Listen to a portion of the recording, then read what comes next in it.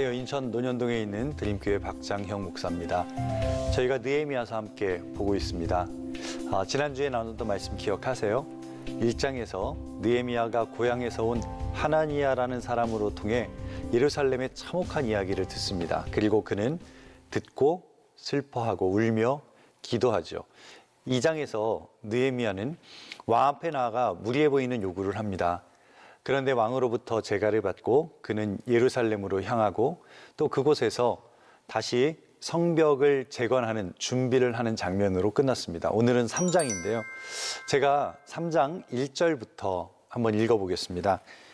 그때에 대제사장 엘리야십이 그의 형제 제사장들과 함께 일어나 양문을 건축하여 성별하고 문짝을 달고 또 성벽을 건축하여 함메아 망대에서부터 하나넬 망대까지 성별하였고 그 다음은 여리고 사람들이 건축하였고 또 그 다음은 이무리의 아들 삭굴이 건축하였으며 어문은 하스나의 자손들이 건축하여 그 들보를 얹고 문짝을 달고 자물쇠와 빗장을 갖추었고 그 다음은 학고스의 손자 우리아의 아들 무레못이 중수하였고 그 다음은 문에세발의 손자 베레가의 아들 무술람이 중수하였고 그 다음은 바나의 아들 사독이 준수하였고. 자, 제가 그만 읽었으면 하는 마음이 아마 여러분들에게 있으실 겁니다. 계속해서 이름이 나열되고 있는데 여러분 혹시 제가 읽은 이 성경에 나오는 이름 중에 아는 이름이 혹시 있으십니까? 우리는 모르는 이름을 계속해서 듣다 보니까 지금 이 이름이 왜 나오는지도 사실은 궁금할 때가 있어요. 느헤미야서의 분량이 사실 그렇게 많지 않습니다. 전체가 13장인데 그 중에 이 3장 전체를 사람들의 이름으로만 나열하고 있다는 거죠. 한번 생각을 해보세요. 성경에서 자, 우리는 하나님의 감동으로 쓰여졌다라고 그렇게 분명히 고백하는데 이 발음도 잘 안 되는 또 정말 지루하게 읽혀지는 솔직히 이런 구절 때문에 성경 통독을 작정하고도 포기하게 되는 거잖아요. 그런데 저는 반대로 그런 생각도 해봐요. 우리가 믿는 것처럼 자, 성경이 하나님의 영감으로 쓰여진 책이라면 왜 이렇게 많은 분량을 발음하기도 힘든 사람들의 이름을 적었을까 하는 거죠. 그 당시 지금처럼 종이가 흔했던 시절도 절대 아니죠. 양피지 두루마리 하나가 얼마나 비쌌겠습니까? 양 한 마리를 잡아서 거기에다가 성경을 기록해야 되니까. 그런데 그들의 이름을 그저 나열하는 데 사용할 만큼 그렇게 값진 영양가 있는 일이었을까 하는 거죠.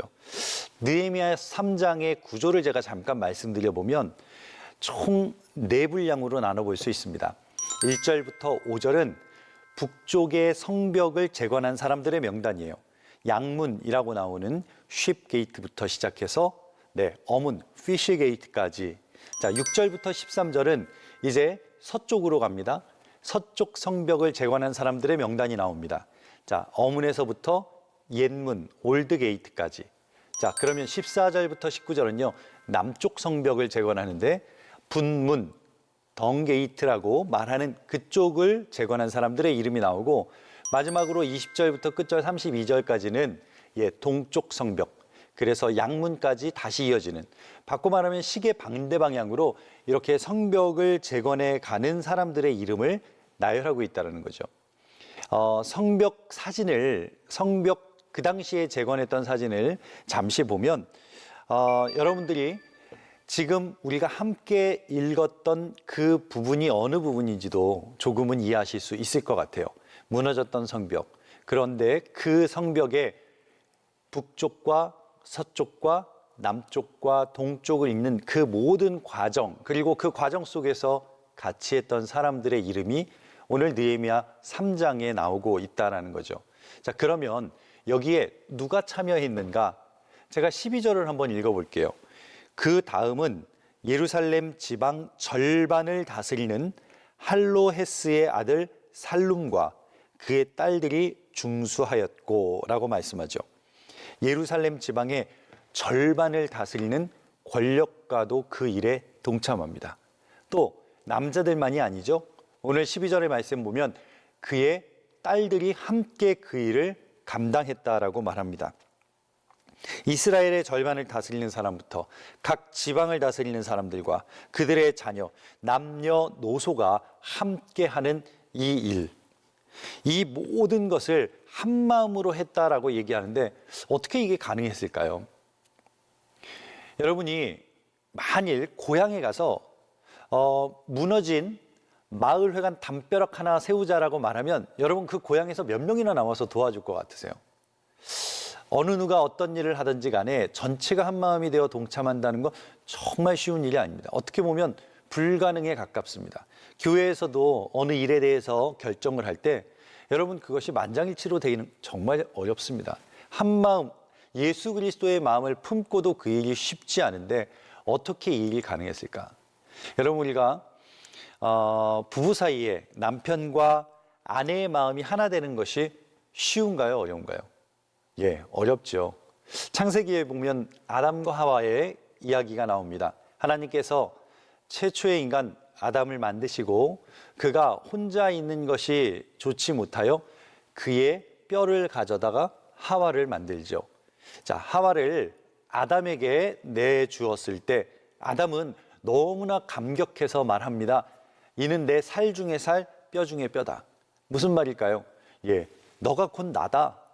바꿔 말하면 그 하와를 향해서 우리가 한 몸임을 다시 한번 감탄사로 말하는 것이 아담의 대사입니다. 그러면 자, 아담과 하와에게 죄가 들어왔을 때 그들이 하나님의 낯을 피해서 멀리 도망하죠. 하나님이 아담을 찾으십니다. 아담아, 아담아, 내가 어디 있느냐?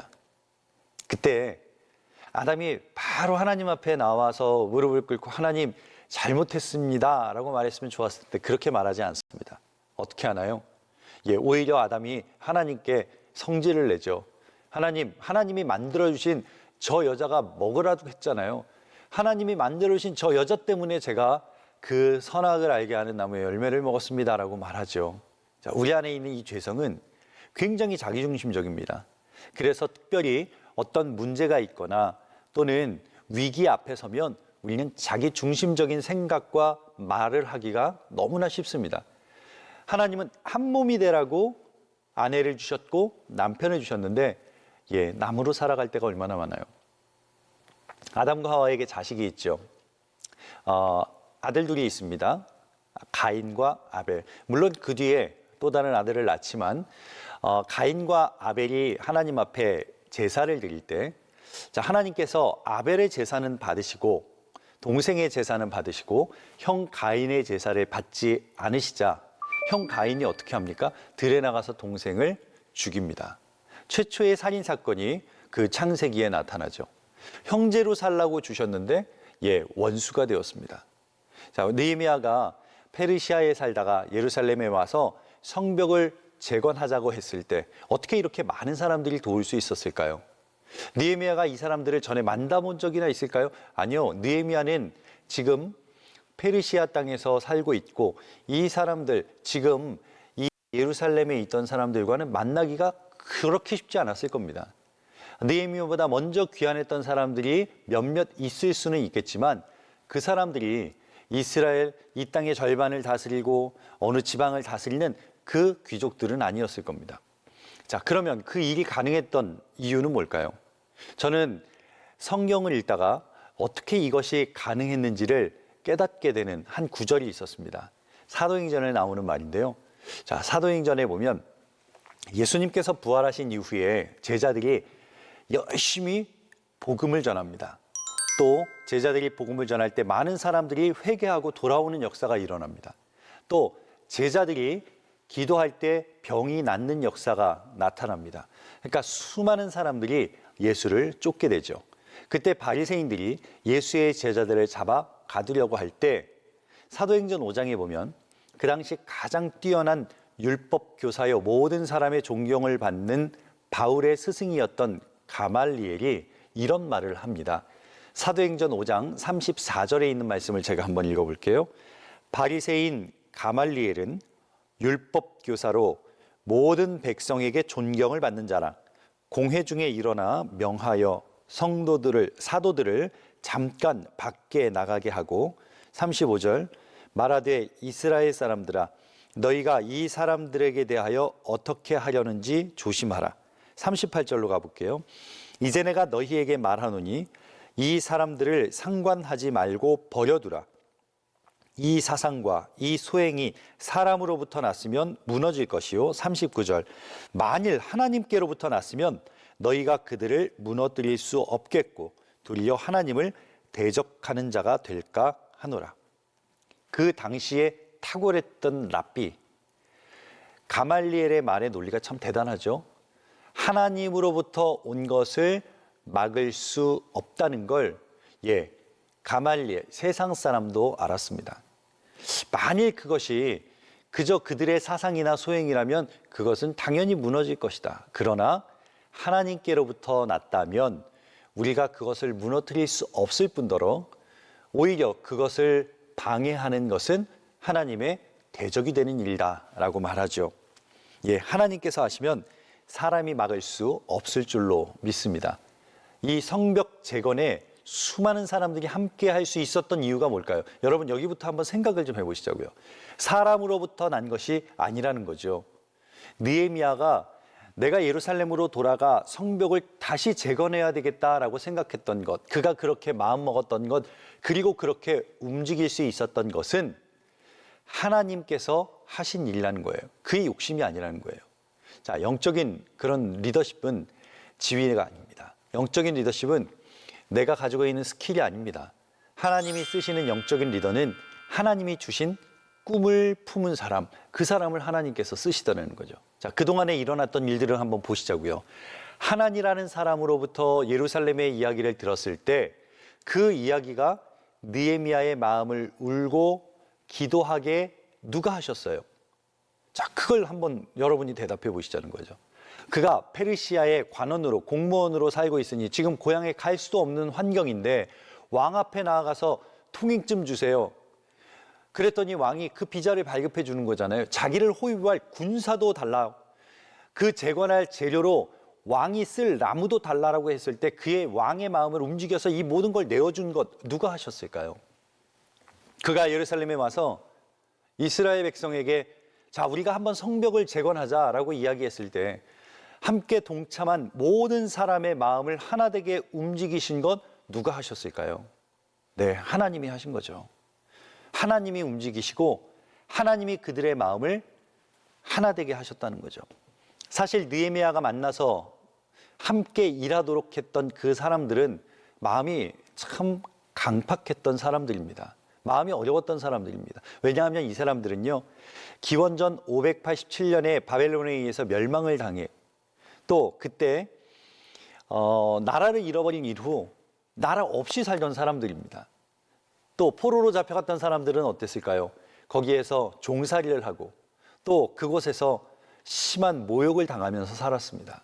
그리고 지금은 140년이 지난 시간입니다. 지금까지 그들의 삶은 어떤 삶을 살았을까요? 우리가 이걸 이해해 보기 위해서 우리나라의 역사를 볼 필요가 있어요. 여러분, 우리나라 일제강점기에 36년 얼마나 힘들었습니까? 그때 우리는 그 감정이 남아있어서 지금도 일본을 생각하면 그렇게 좋은 감정을 갖지 못합니다. 처음에 항일운동을 했던 사람들, 자, 그들 중에는 중간에 변절을 하거나 때로는 일본의 협력자로 바뀌어진 사람들이 있습니다. 그 사람들이 처음부터 그랬을까요? 그렇지 않습니다. 처음에는 독립을 위해 꿈꿨고 독립을 위해 힘썼고 자기의 생명까지도 내어놓았지만 시간이 가면 갈수록 그 일본의 힘이 막강해지고 중국 땅까지 차지하고 또 일본이 모든 아시아의 패권을 잡을 것 같이 보였던 그때 그들에게는 꿈이 사라지기 시작하는 거죠. 그래서 독립운동을 포기하기도 하고 때로는 이름을 바꾸기도 하고 때로는 일본에 협조한 사람들이 중간에 꿈이 사라지자 독립에 대한 소망이 사라지자 이제는 자신의 포지션을 바꾼 사람들이 늘어나기 시작합니다. 그들요, 처음부터 그러지 않았습니다. 꿈이 없고 소망이 없으니까 그렇게 되어버린 거죠. 자, 이 사람들의 가장 큰 문제는 뭐예요? 그 안에 꿈이 없다는 거죠. 수많은 실패를 경험했습니다. 자, 지금 느헤미야가 함께 일하자 말하는 그들, 나라를 잃어버렸습니다. 그 나라를 되찾을 엄두도 나지 않습니다. 의욕도 없습니다. 그런 사람들을 움직이기가 가장 어려운 거 아십니까? 지금 느헤미야가 함께 일하고자 말한 그 사람들은 140년 동안 실패의 찌꺼기들 속에 가득 차여 있던 사람들, 실패의 그 마음의 패배감으로 꽉 차 있던 사람들이 바로 느헤미야가 함께 일하자고 말했던 사람들입니다.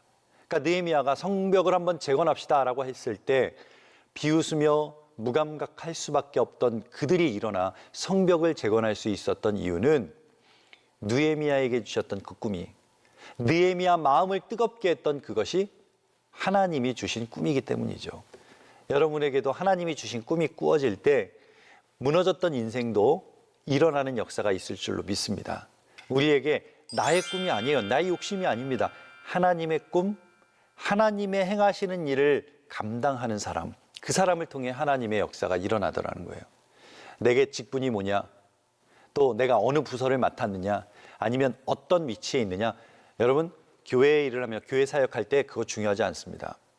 하나님이 준 꿈을 가지고 사는 사람이냐, 하나님이 허락하신 꿈을 가지고 날마다 한 걸음 한 걸음 주님을 바라보며 나가는 사람, 그 사람이 영적인 리더예요. 여러분의 직분이 뭐냐, 여러분이 어느 부서를 맡고 있냐, 그것보다 더 중요한 것, 여러분 안에 하나님의 꿈이 있느냐. 느헤미야가 무너졌던 사람들을 일으켜 세웠던 것처럼 쓰러진 사람들 가운데 예수님이 계시면 그 사람도 살 줄로 믿습니다. 영적으로 죽은 자가 예수를 만나면 어떻게 돼요? 그 영이 사는 것처럼 예수가 없는 사람은 지금 그 인생이 캄캄한 밤인 겁니다. 예수를 만나기 전에는 내가 원하는 것을 찾아 남편을 6이나 두었던 그 사마리아 여인처럼 세상을 헤매지만 그 안에는 채워짐이 없습니다. 예수를 만날 때 그 인생이 바로 하나님이 원하시는 그 길을 살 수 있고 우리의 인생에 목마르지 않는 샘을 얻게 되는 거죠. 베드로전서 2장 말씀을 제가 한번 읽어드리려고 하는데 24절입니다. 친히 나무에 달려 그 몸으로 우리의 죄를 담당하셨으니 이는 우리로 죄에 대하여 죽고 의에 대하여 살게 하려 하심이라. 그가 채찍에 맞음으로 너희는 나음을 얻었나니. 여러분, 이것이 복음이잖아요. 사랑하는 우리 시청자 여러분, 내가 꿈꾸는 그 야망이 아니라 내 인생을 어떻게 사용하기를 원하시는가 하는 하나님이 나에게 주신 꿈을 여러분이 가지고 계십니까? 우리의 가정이 정말 우리 집만 잘 먹고 잘 사는 것이 아니라 우리 가정을 통해서 하나님께서 이 땅 가운데 이루고자 하시는 꿈이 무엇인지를 여러분 갖고 계십니까? 여러분의 교회 공동체가 그저 우리 교회만 잘 되면 되지 그런 좁은 심령이 아니라 정말 이 땅에 하나님의 나라가 이루어지는 그 꿈을 꾸는 영적인 리더들이 다 되시기를 주님의 이름으로 축원합니다. 자, 여러분, 오늘 본문 말씀 14절을 다시 한번 좀 볼게요. 분문은 베탓게렘 지방을 다스리는 레갑의 아들 말기야가 중수하여 문을 세우며 문짝을 달고 좌물쇠와 빗장을 갖추었고 15절 샘문은 미스바 지방을 다스리는 골호세의 아들 살룬이 중수하여 문을 세우고 덮었으며 문짝을 달고 자물쇠와 빗장을 갖추고 또 왕의 동산 근처 셀라 못가의 성벽을 중수하여 다윗성에서 내려오는 층계까지 이르렀고 16절까지 읽게요. 그 다음은 벳술 지방 절반을 다스리는 아수북의 아들 느헤미야가 중수하여 다윗의 묘실과 마주대한 곳에 이르고 또 파서 만든 못을 지나 용사의 집까지 이르렀고. 자, 여러분, 제가 14, 15, 16절을 읽었는데 여러분이 이 본문들을 또 제가 함께 읽은 이 말씀들을 들으시면서 어떤 느낌이 드세요? 저는 느헤미야는 요점 정리가 잘 안 되는 사람이구나라는 생각이 들었어요. 왜냐하면 제가 개인적으로 저는 정리하고 요약하는 은사가 있어요. 만약에 이걸 저에게 쓰라 했으면 느헤미야서 3장은요 32절까지 갈 필요도 없어요. 1절이면 끝낼 수 있어요. 뭐라고요? 그날에 동서남북 모든 성을 중수하는데 127명이 참여하였더라. 그렇게 127명이라고 숫자만 쓰면 이 이름들을 다 쓰지 않아도 충분하지 않을까요?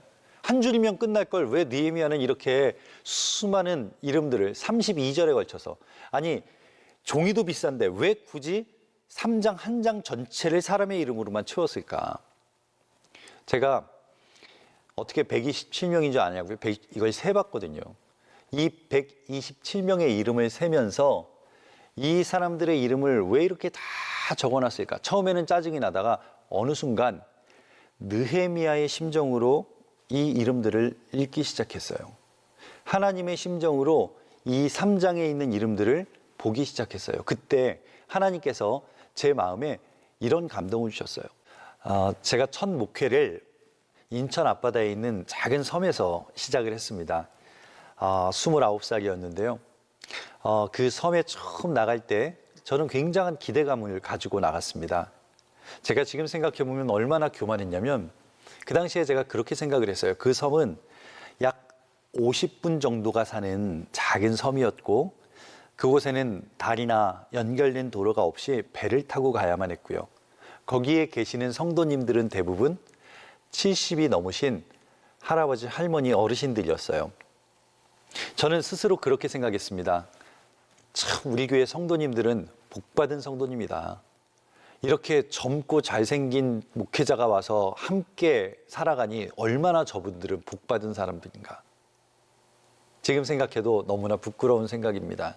그런데 그 교회에서 함께 동행하고 목회했던 그 분들 한 분 한 분의 이름과 얼굴을 저는 절대 잊지 못합니다.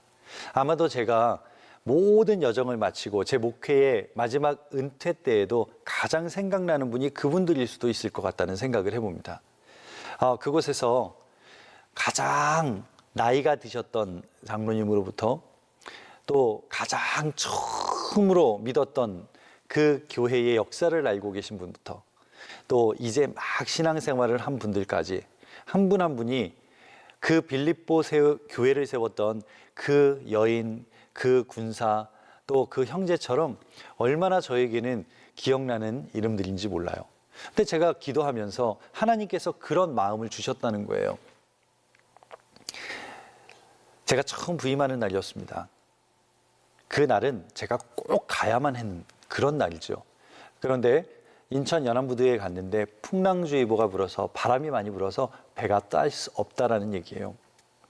정말 발을 동동 구르며 그 일을 위해서 다른 방법은 없는지, 다른 루트는 없는지, 돌아갈 길은 없는지, 그래서 여러 우여곡절 끝에 섬 앞에 있는 또 다른 섬까지 갔습니다. 그리고 그곳에서 그것을 건너갈 수 있는 방법이 없을까 그렇게 고민하고 기도하는데 제가 들어가야 되는 그 목회지로부터 작은 어선 하나가 출발을 합니다. 저를 태우러 나온 교회 집사님이셨어요. 하나님께서 저에게 그렇게 묻습니다.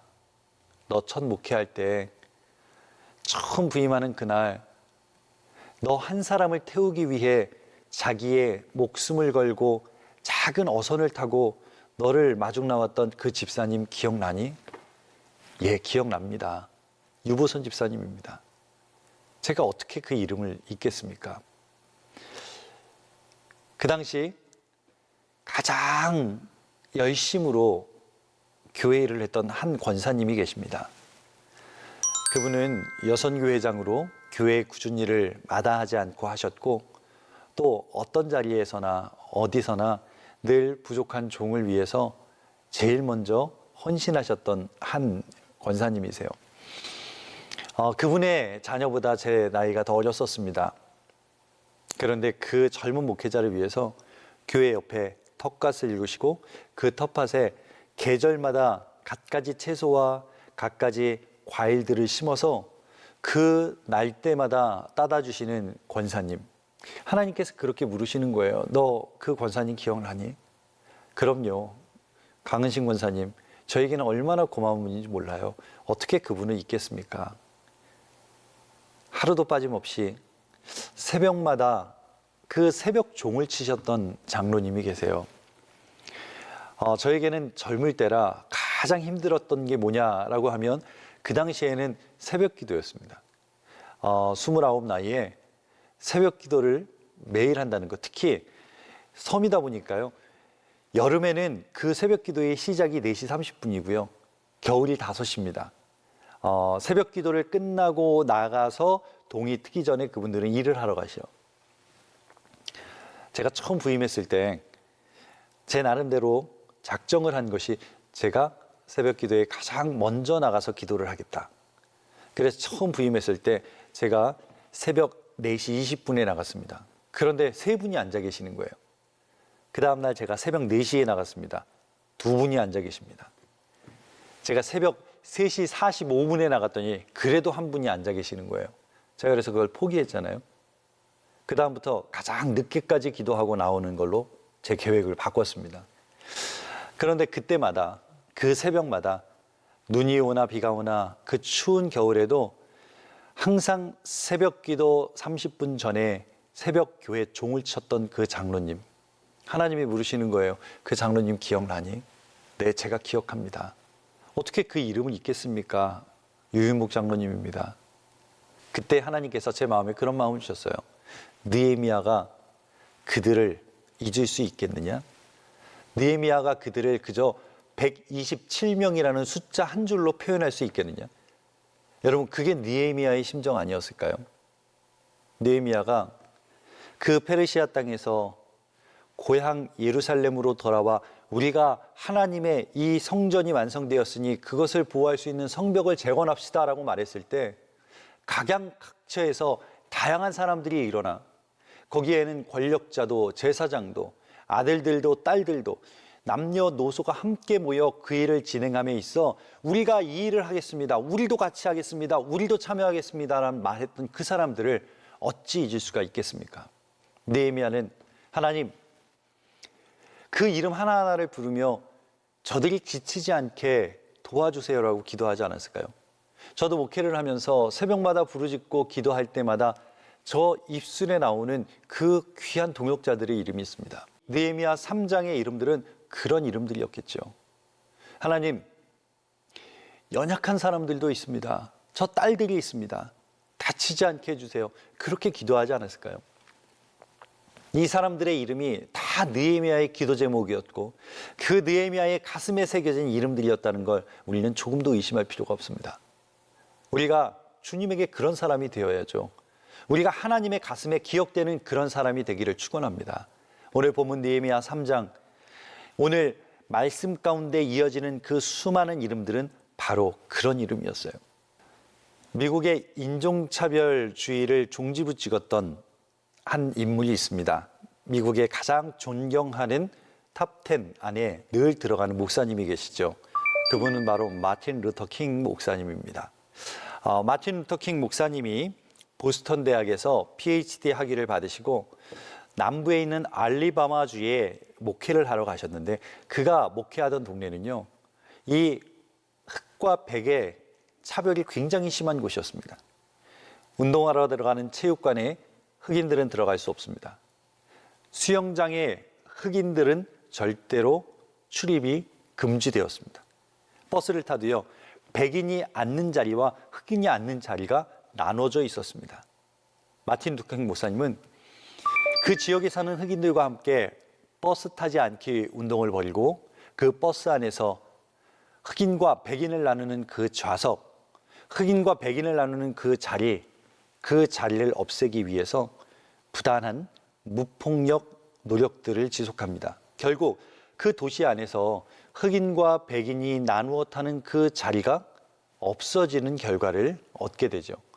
그분이 존경받는 가장 큰 이유 중에 하나는 이 모든 쟁취를 이뤄낸 방법이 나를 비하하고 나를 무시하고 나를 핍박하는 그 백인들을 향해서 내 감정으로 싸우지 않습니다. 분노로 나가지 않습니다. 그는 철저하게 하나님께서 원하시는 방법이 무엇인지를 고민하죠. 보세요. 그들이 그동안 당했던 그 무시와 핍박과 비하는 이렇게 반응해야 되는 겁니다. 백인들의 도시에 들어가서 백인들의 집에 가서 불을 지르고 약탈을 하고 그들을 때려야 됩니다. 그것이 우리의 감정이잖아요. 그러나 그는 그렇게 하지 않습니다. 마틴 루터 킹 목사님의 가장 유명한 연설, 그의 연설의 제목이 I have a dream 이라는 제목이죠. 여러분, 드림, 사실 그들 안에 있어야 되는 건 뭐예요? I have a anger 아닙니까? 내 안에는 분노가 있는데 마틴 루터 킹 목사님은 앵거라고 하지 않고 드림으로, 그 꿈으로 바꾸어 갑니다.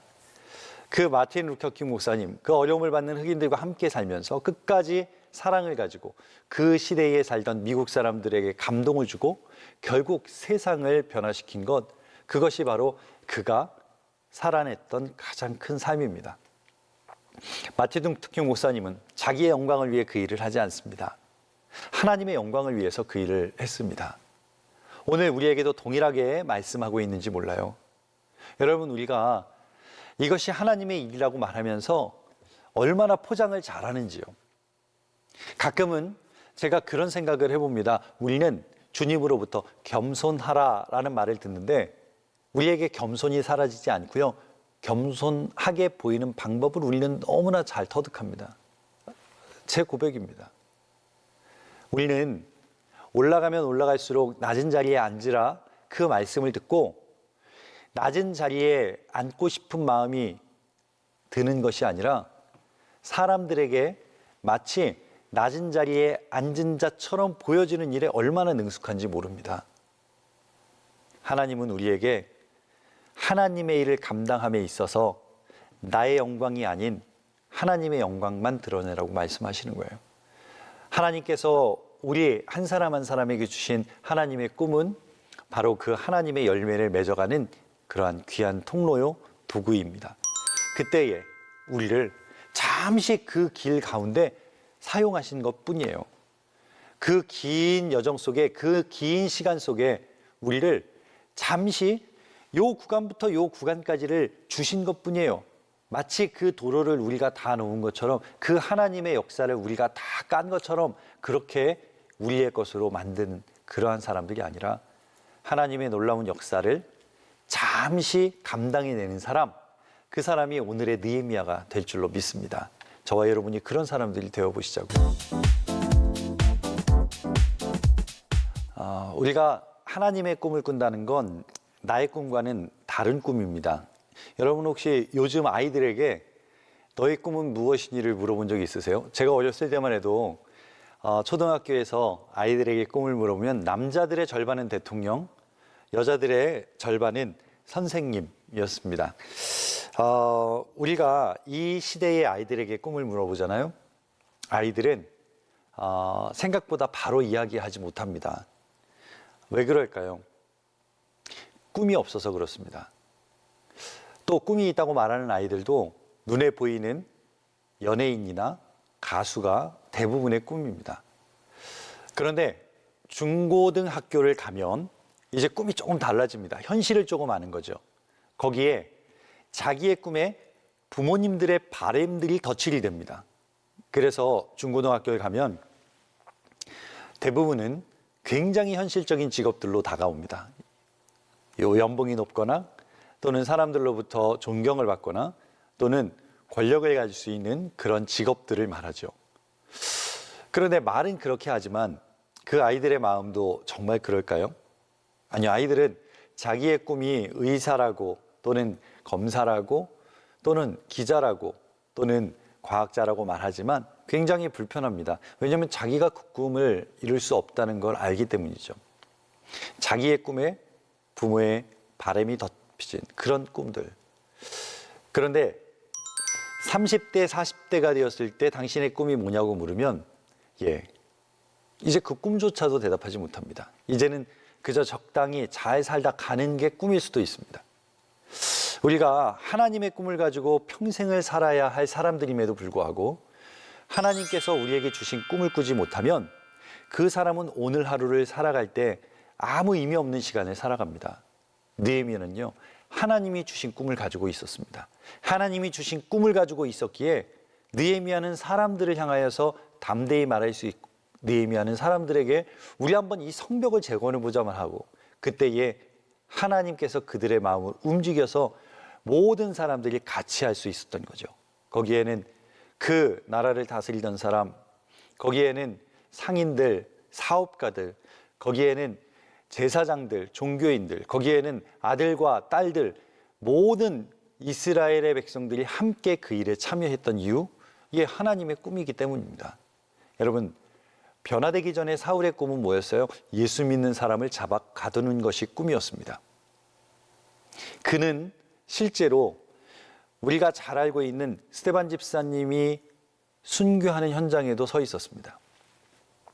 그의 인생의 목표는, 그는 신앙이 좋아서 하나님을 잘 섬겼지만, 그러나 예수 믿는 사람들은 하나님께 반하는 사람들이라고 생각을 했습니다. 어떻게 하나요? 그날도 예수 믿는 사람들을 잡으러 떠나가는, 어떻게 보면 단기 선교를 가는 그때에, 다메섹에 가는 그 길에 빛이 임합니다. 사도행전 9장에 보면 사울이 길을 가다가 다메섹에 가까이 이르렀는데 호련히 하늘로부터 빛이 그를 둘러 비추는지라. 자, 빛이 임하죠. 자, 그때 사도행전 9장 4절에 그가 땅에 엎드립니다. 자, 소리가 있어 이르되 사울아 사울아 내가 어찌하여 나를 박해하느냐. 어찌하여 나를 박해하느냐. 자, 사울을 둘러싼 빛, 그리고 그에게 임한 소리. 주님은 말씀으로 빛으로 그를 비춰주셨습니다. 그날로 사울의 꿈이 바뀌어요. 그는 바울이 되어서 복음을 이방 사람들에게 전하는 인생이 됩니다. 사울일 때의 꿈은요, 예수 믿는 사람들을 잡아 가두는 게 그의 꿈입니다. 그런데 부활하신 주님을 만나고 빛 가운데, 음성 가운데 그가 변화되었을 때 그는 복음을 이방인들 땅끝까지 전하는 것, 그것이 그의 꿈이 되죠. 여러분, 우리가 가진 꿈과 하나님이 원하시는 꿈은 너무나도 달라요. 우리가 원하는 꿈을 이루기 위해서 달려나갈 때 우리를 이끄는 것이 나의 욕심이요, 때로는 내 인생에 내가 이루고 싶은 목표라면 하나님의 꿈은 전혀 달라요. 거기에는 효율성 따지지 못합니다.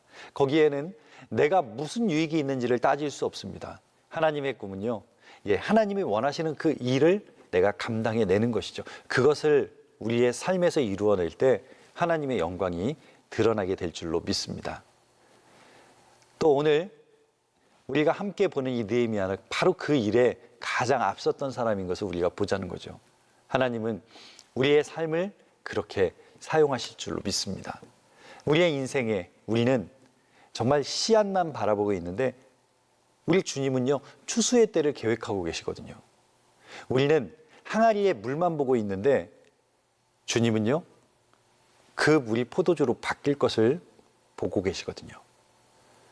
우리는 지금 넘어져 있는, 지금 쓰러져 있는 그 사람만 보며 안타까워하는데 주님은 그가 회복되어 온전한 사람이 될 것을 보고 계시거든요.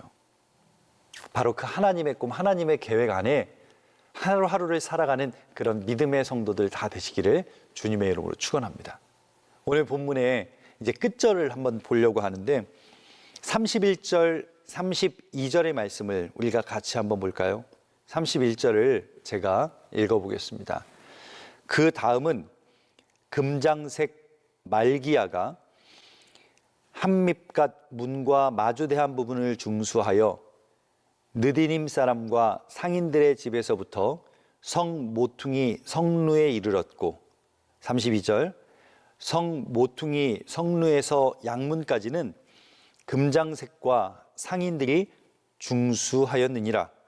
자, 이렇게 마무리가 됩니다. 32절까지 여러분이 나중에 시간이 되시면 꼭 한번 1절부터 32절까지 느헤미야의 마음 가운데 새겨진, 그 하나님의 마음에 새겨진 그 이름들을 한번 부르면서 읽어보세요. 그런데 중요한 건 이 32절 끝절까지 제가 읽으면서 느헤미야의 이름을 찾지 못했습니다. 16절에 아스북의 아들 느헤미야라는 이름이 나오긴 하지만 이 느헤미야는 동명이인이에요. 저희 교회도 이름이 같으면 아무개 A, 아무개 B, 아무개 C 이렇게 쓰거든요. 자, 16절에 나오는 아스북의 아들 느헤미야는 느헤미야 B입니다. 여러분, 왜 수많은 이름 가운데 127명의 이름 가운데 이 느헤미야 A, 느헤미야 선지자의 이름이 나오지 않을까요? 왜 자신을 드러내지 않았을까요? 왜 자신의 이름을 그 수많은 이름 가운데 저 끝에라도 한 절 쓰지 않았을까요? 그것이 하나님의 일이라는 것을 분명히 알았기 때문에 자신의 이름을 드러내지 않고 느헤미야는 하나님이 드러나기를 원했습니다. 다니엘서 4장에 보면 이런 표현을 합니다. 나 왕이 말하여 이르되 큰 바벨론은 내가 능력과 권세로 건설하여 나의 도성으로 삼고 이것으로 내 위엄의 영광을 나타낸 것이 아니냐. 누가 한 말이냐면 느부갓네살 왕이 말한 겁니다. 바벨론이라는 거대한 도시를 완성해 놓고 이런 표현이에요. 이 바벨론은 내 능력과 내 힘과 내 권세로 건설하였다. 자, 이 바벨론은 바로 내 위엄의 영광을 나타내는 도시다라고 말하는 거예요. 바벨론의 느부갓네살 왕이 그 도시를 건축하고 나서 하는 말이 이것은 내 힘, 내 능력, 내 권위, 내 위엄, 나의 영광이다. 그런데 느헤미야는 이런 고백을 합니다. 느헤미야 6장 16절에 우리의 모든 대적과 주위에 있는 이방 족속들이 이를 듣고 다 두려워하여 크게 낙담하였으니 그들이 우리 하나님께서 이 역사를 이룬 것을 알미라. 그들이, 이방 사람들이 우리 하나님께서 이 역사를 이루신 것을 알미라 라고 느헤미야 6장은 말합니다. 자기의 영광을 구하는 것은 세상 사람들이 하는 것이요, 바벨론의 왕이 하는 것이요, 우리가 구해야 할 것은 뭘까요? 우리 모두가 하나님의 영광을 구하는 사람이 되기를 원합니다. 하나님의 영광을 구하는 자, 그 하나님의 영광을 드러내는 자에게 하나님은 또 다른 일을 맡기시죠. 우리가 하나님의 일을 하면서 나의 열매를 거두지 않았으면 좋겠어요. 우리가 하나님의 영광을 취하는 자가 되지 않기를 원합니다. 하나님께 쓰임받는 사람은 어떤 사람일까요? 영적인 리더는 하나님께 영광을 돌리는 사람입니다. 주변 사람들, 그들과 함께 일할 때 자기의 이름을 취하지 않습니다. 자기의 영광을 취하지 않습니다. 특별히 교회 안에서 일 많이 하시는 분들 계시죠? 혹이라도 이 방송을 보고 계신 장로님, 권사님, 집사님들, 여러분이 맡은 부서의 부서장들, 위원장님들, 또 찬양대 대장님들, 자기의 영광을 취하지 마시기를 바랍니다. 여러분이 하나님의 영광을 드러내야 되는 분들이세요. 내가 누군데, 내가 장로인데, 내가 위원장인데, 내가 대장인데, 여러분 그렇게 살다 우리의 삶이 끝나면 여러분은 그 직책을 내려놓는 순간 그 누구도 따르지 않습니다. 내가 아무리 나의 지위에 맞는 이름을 올리고 싶어도 사람들은 그 자리에 올려주지 않습니다. 그 사람들은 내가 살았던 모습, 내가 했던 말, 내가 했던 태도, 내가 하나님의 어떠한 일을 감당했는지만 기억할 겁니다. 여러분 착각하지 않으셨으면 좋겠어요. 우리가 누리고 있는 이 모든 것은 하나님께서 주신 것이라는 거죠. 우리가 지금 하고 있는 이 귀한 사역도 하나님이 맡겨주셔서 우리에게 한 것이지 우리가 대단해서 우리의 능력이 있어서가 절대 아니라는 말씀이에요. 이제 우리 오늘 말씀을 좀 정리하면서 하나님은 하나님의 꿈을 가진 사람을 리더로 세우십니다. 그것은 절대 직분이 아닙니다. 그것은 결코 내가 가지고 있는 사회적인 지위가 아닙니다. 그것은 내가 어떤 위치에 있느냐도 더더욱 아닙니다. 그것은 하나님의 꿈을 가진 사람, 그것은 하나님께 영광을 돌리는 사람, 그리고 오늘 지금도 그 하나님께 헌신한 그 한 사람을 통해 역사하고 있음을 기억하는 저와 여러분 되시기를 축원합니다. 더 중요한 건 그 꿈을 이루어 가시는 분이 누구십니까? 하나님이십니다. 여러분이 그걸 잊지 않으셨으면 좋겠어요. 내 마음 가운데 지금 이 하나님의 일을 할 수 있도록 감동을 주신 분도 하나님이시고, 지금 내가 이 일을 감당할 수 있도록 그 삶을 이어가시는 분도 하나님이시고, 내 삶의 환경을 만들어가고 바꾸어 가시는 분도 하나님이시라는 것. 오늘 저와 여러분들 삶에 우리를 부르신 하나님께 이 놀라운 하나님의 일에 쓰임받게 하시니 감사할 수 있고, 또 하나님께서 나를 사용하여 주실 때 하나님 앞에 온전한 영광을 돌려드리는 그런 저와 여러분 되시기를 주님의 이름으로 축원합니다. 그리고 그 일을 마친 후 우리의 삶을 통해 오직 세상의 주를 부르고 저와 여러분을 통해 하나님의 영광이 드러나는 그런 저와 여러분이 되시기를 주님의 이름으로 축원합니다. 다음 시간에 뵙겠습니다.